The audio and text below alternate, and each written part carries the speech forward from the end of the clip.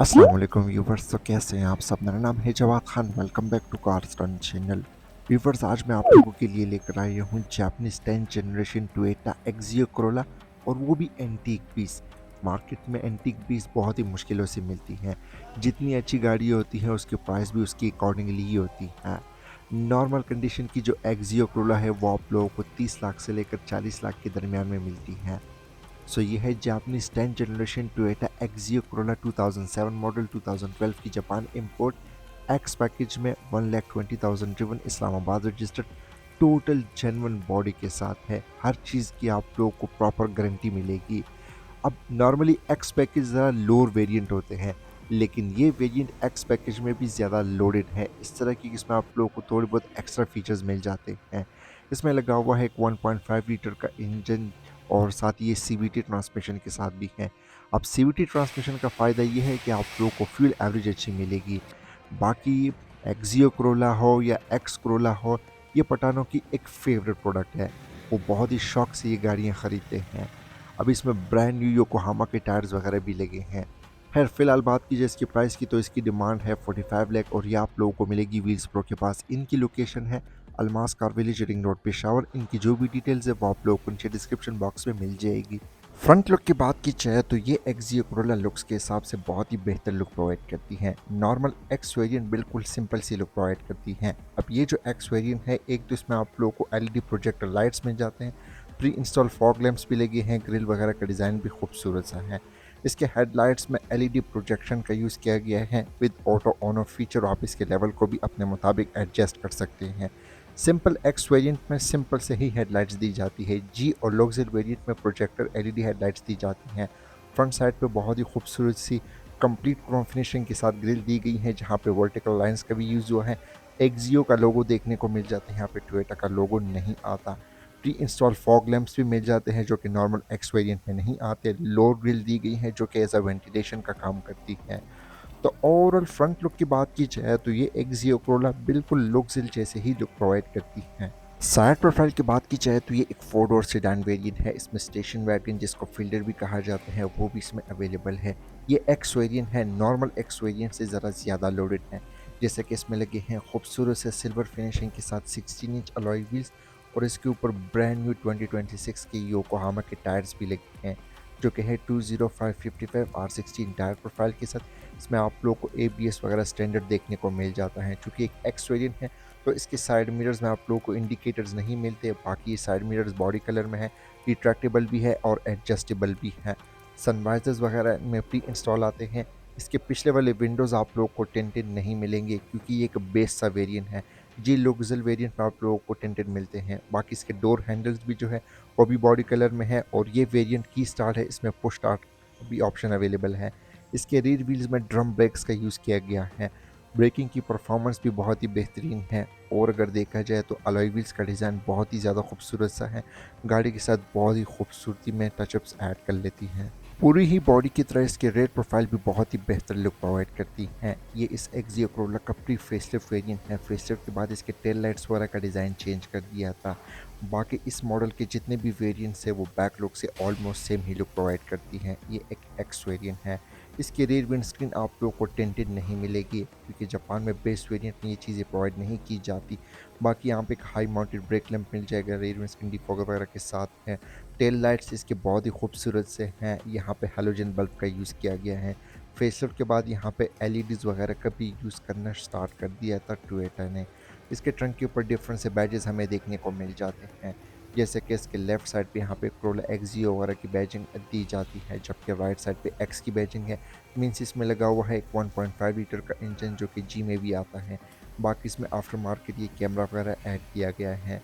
Looks के हिसाब से सबके अपने ओपिनियन है, किसी को पाकिस्तानी कोरोला अच्छी लगती है, किसी को जापानीज एक्सियो कोरोला। अब अगर बात की जाए इसके इंटीरियर की, तो इसका इंटीरियर डिज़ाइन हमारी लोकल 10 जनरेशन कोरोला जैसा ही है। ये टू टोन इंटीरियर कलर के साथ है। बाकी ये फीचर्स वगैरह भी ज़्यादा ऑफर करती हैं, जैसे कि इसमें लगा हुआ है टोयोटा का एक 4 spoke steering wheel with air bag. Pakistan में सिर्फ एल्टस वेरिएंट में ही एयर बैग दिया जाता था, वो भी सिर्फ एक जापानीज 2 एयर बैग ऑफर करती हैं। यहाँ पे टोयोटा का लोगो दिया गया है। लेफ्ट साइड पे इसके मल्टीमीडिया के कंट्रोल्स देखने को मिल जाते हैं। जैसे कि यहाँ से वॉल्यूम वगैरह को कंट्रोल कर सकते हैं, मोड वगैरह को चेंज कर सकते हैं। एंड इसके हेडलाइट्स में ऑटो ऑन ऑफ का भी फीचर है, यहाँ से थोड़ा सा मिट गया है, वक्त के साथ जैसे भी ये चीज़ें यूज़ करते हैं। लेफ्ट साइड पे इसके फ्रंट वाइपर के कंट्रोल्स देखने को मिल जाते हैं। लग्जरी वेरिएंट में ऑटो वाइपर्स दिए जाते हैं। मीटर डिज़ाइन की बात की जाए तो इसके जितने भी वेरिएंट्स हैं उनका डिज़ाइन हमें सेम ही मिलता है। पाकिस्तानी क्रोला में भी कुछ इस तरह का आता है, लेकिन वो 240 तक होती हैं। इसके लेफ़्ट साइड पे टेम्परेचर की गेज, 8000 का आरपीएम, राइट साइड पे 180 तक स्पीड लिमिट और फ्यूल की गेज, और ये ऑटो इको के साथ है, जिससे आप लोगों को फ्यूल एवरेज अच्छी मिलती है। यहाँ पे 2 डिस्प्ले दी गई हैं। फ़िलहाल ये जो एवरेज दे रही है ये 14.8 की फ्यूल एवरेज प्रोवाइड कर रही है, जो कि इस गाड़ी के लिए बहुत ही बेहतरीन है। जैसे आप इस बटन को प्रेस करेंगे तो यहाँ पे रेंज बताएगी, उसके बाद जो है हमारे पास एवरेज स्पीड बताएगी, क्लॉक है, आउटसाइड टेम्परेचर है, तमाम नेसेसरी इन्फॉर्मेशन आप लोगों को इसी डिस्प्ले में मिल जाती है। राइट साइड पे जो डिस्प्ले है इसमें ट्रिप ए ट्रिप बी जैसे इन्फॉर्मेशन मिलती है, और इसकी टोटल माइलेज ये 1,20,000 ड्रिवन है, जो कि इसकी ओरिजिनल माइलेज है। मीटर वगैरह के साथ कोई छेड़छाड़ नहीं की गई। ओरिजिनल माइलेज व्हील्स प्रो में आप लोगों को मिलती है। मेन डैशबोर्ड की बात की जाए तो उससे पहले मैं आप लोग को चीज़ दिखाना चाहता हूँ। ये वाला एरिया जो है हार्ड प्लास्टिक की कम्बिनेशन के साथ है। बाकी इसका जो डैशबोर्ड है यहाँ पे मोस्टली सॉफ्ट मटेरियल का यूज़ किया गया है। अगर सेफ्टी फीचर्स की बात की जाए तो इसमें भी 2 एयरबैग्स अवेलेबल है ड्राइवर के लिए, स्टीयरिंग व्हील के ऊपर और पैसेंजर के लिए डैशबोर्ड के ऊपर। इंटीरियर डिज़ाइन बिल्कुल हमारी लोकल क्रोला जैसे ही मिल जाता है। इसमें भी यहाँ पे ड्यूल ग्लव बॉक्स दिया गया है, और इनका फ़ायदे बहुत सारे होते हैं। आप चीज़ें यहाँ पे बहुत सारी रख सकते हैं। इसके ओरिजिनल बुकलेट वगैरह वो भी इसमें पड़े हैं, जो कि अभी फ़िलहाल घर पे हैं। डैशबोर्ड का जो सेंटर वाला एरिया है, यह हमारे पास 2 एयर वेंट्स दी गई हैं, ब्लैक कलर के हैज़र्ड का बटन है। एंड्रॉयड टैबलेट या एंड्रॉयड पैनल जो भी आप इसको कहें वो इसमें लगा हुआ है। ये तो आजकल गाड़ियों में मस्ट हो गया है, लोग लगवाते हैं। बाकी यहाँ पे एनालॉग कंट्रोल दिए गए हैं, एनालॉग वाले एसी के कंट्रोल्स आते हैं। जी और लग्जरी वेरिएंट में डिजिटल क्लाइमेट कंट्रोल दिया जाता है। इसकी एसी की परफॉर्मेंस आउटस्टैंडिंग है। मेन पॉइंट है यहाँ पे इसकी वो है ट्रांसमिशन। पाकिस्तान वाली जो है वो 4 स्पीड ऑटोमेटिक ट्रांसमिशन के साथ आती है, जबकि जापानीज़ जो है ये सीवीटी ट्रांसमिशन के साथ है, जिससे आप लोगों को फ्यूल एवरेज अच्छी मिलती है। फ़िलहाल ये 14.8 की फ्यूल एवरेज दे रही है। ट्रेडिशनल हैंड ब्रेक दिया गया है, उसी के साथ यहाँ पे 2 कप होल्डर के भी ऑप्शंस देखने को मिल जाते हैं। आर्मरेस्ट प्रोवाइड किया हुआ है, जो कि हार्ड प्लास्टिक की फिनिशिंग के साथ है, विथ स्टोरेज स्पेस। बस ये चीज़ें यहाँ पे दी गई हैं।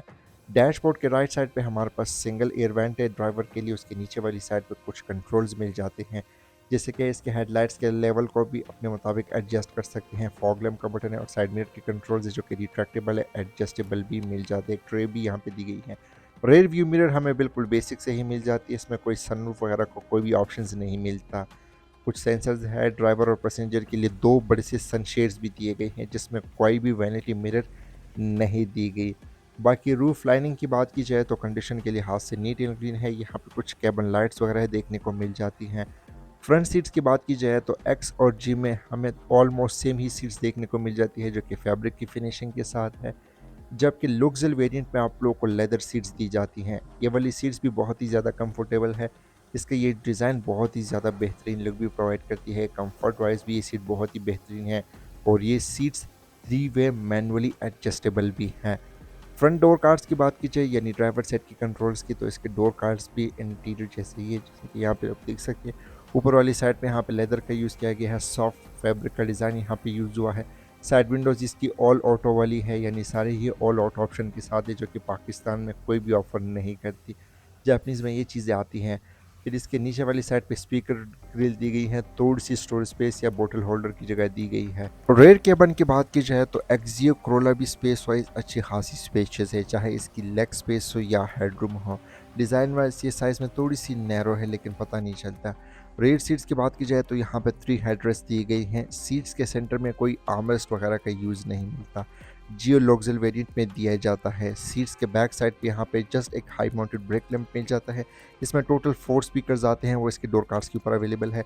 सीटिंग कैपेसिटी की बात की जाए तो अभी मैं यहाँ पे खुद बैठा हूँ, मेरे साथ यहाँ पे 2 लोग ईजिली और भी बैठ सकते हैं, और हमारे लिए जो लेग स्पेस है वो भी हमारे लिए बेहतर मिल जाती हैं। अगली वाली सीटें बिल्कुल मैंने पीछे की हुई ताकि प्रॉपर पता चल सके। इसके अलावा यहाँ से इसके ओवरऑल जो इंटीरियर है बहुत ही बेहतरीन है, कंडीशन के लिहाज से भी नीट एंड क्लीन है।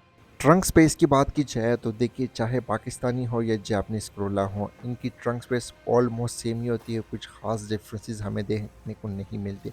यहाँ पे ईजिली 3 से 4 लोगों का लगेज फिट आ सकते हैं। डिपेंड करता है कि आपके पास कितना लगेज है। ट्रंक से भी आप अंदाज़ा लगा सकते हैं कि गाड़ी किन हालातों में मौजूद है।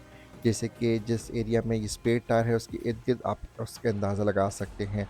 अब ये कंडीशन के लिहाज से नीट एंड क्लीन है। इसका स्पेयर टायर यहाँ पे दिया गया है जो कि अभी तक यूज़ तो नहीं हुआ, बाकी इसकी टूल किट वगैरह आप लोगों को मिल जाती है। इसके अलावा यहाँ पे कुछ ख़ास चीज़ें नहीं हैं। मैं थोड़ा करीब से भी दिखा देता हूँ, ये इसके जो कारपेट्स वगैरह है वो अभी तक नीट एंड क्लीन है। ट्रंक के इनर साइड पे प्रॉपर इंसुलेशन का भी यूज़ हुआ है, इससे हीट कम हो जाती है, साउंड काफ़ी हद तक डैम्प्ड रहती है। अब अगर बात की जाए इसके इंजन की, तो एक्सियो में आते हैं 3 तरह के वेरिएंट्स, एक्सजी और लुक्सुल। एक्स और जी में आप लोग को मिलता है 1.5 लीटर का इंजन, जबकि लुक्सुल वेरिएंट में 1.8 लीटर का इंजन, जो कि हमारे लोकल ग्रैंडी में भी यूज़ किया जाता है।